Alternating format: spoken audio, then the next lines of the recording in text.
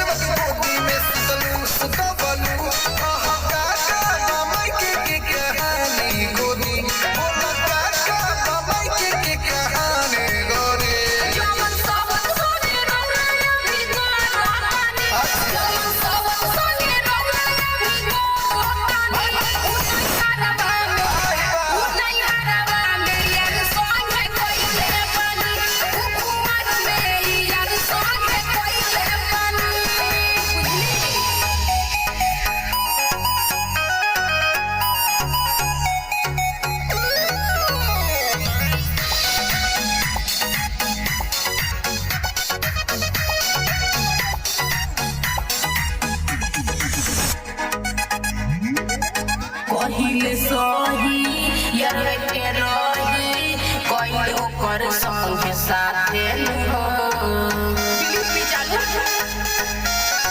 सुनी भैया बहिया टिपट के छाइया करत रही मुलाकात धोखा तू काहे हमरा साथ क देलू हो जतनी अभी तू बात कर देलू खेलला में के बड़ू हम जानत बानी खेलला में के बड़ू हम जानत बानी